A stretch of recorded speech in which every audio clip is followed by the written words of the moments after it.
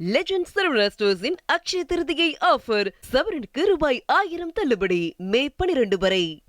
டெல்லியில் விஜயகாந்திற்கு வழங்கப்பட்ட பத்மபூஷன் விருதை அவரது நினைவிடத்தில் வைத்து பிரேமலதா அஞ்சலி செலுத்தினார். இதுகுறித்து நமது செய்தியாளர் சுகந்தகுமார் வழங்கும் கூடுதல் தகவல்களை கேட்போம். வணக்கம் சுகந்தகுமார், முழு விவரங்கள் என்ன?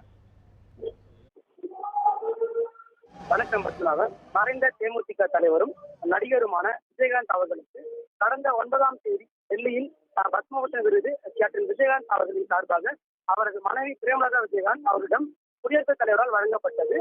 இதனைத் தொடர்ந்து இன்று கேப்டன் விஜயகாந்த் அவர்களின் நினைவிடத்தில் வைத்து ஆசீர்வாதம் வாங்க தற்போது பிரேமலதா விஜயகாந்த் அவரது நினைவிடத்துக்கு வந்துள்ளார்.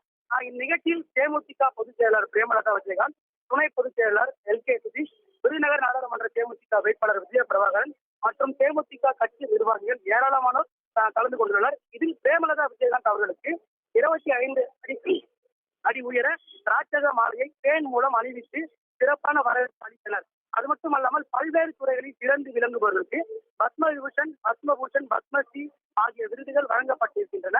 இந்த ஆண்டுக்கான பத்ம விருதுகள் 132 பேருக்கு அறிவிக்கப்பட்டிருந்தது. இதனைத் தொடர்ந்து கடந்த ஏப்ரல் 22ஆம் தேதி முதற்கட்டமாக முன்னாள் குடியரசு துணைத் தலைவர் வெங்கையா நாயுடு, பாராட்டு கலைஞர் பத்மா சுப்பிரமணியம், நடிகர் மிதுன் சக்கரவர்த்தி, பாடகி உஷா உத்து உள்ளிட்டோருக்கு பத்ம விருதுகளை குடியரசு துணைத் தலைவர் வழங்கியிருந்தார்.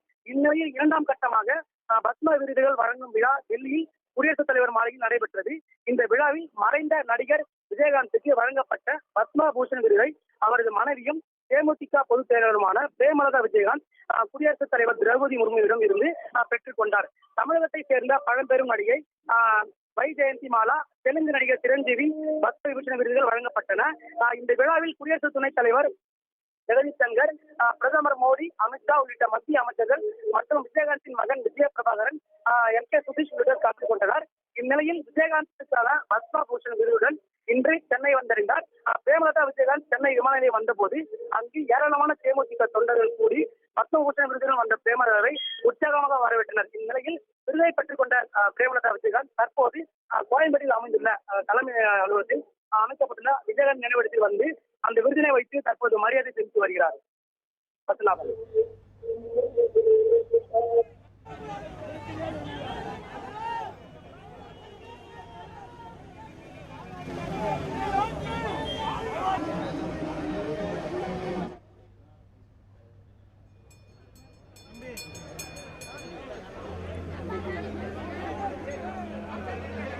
விவரங்களுக்கு நன்றி சுகந்தகுமார்.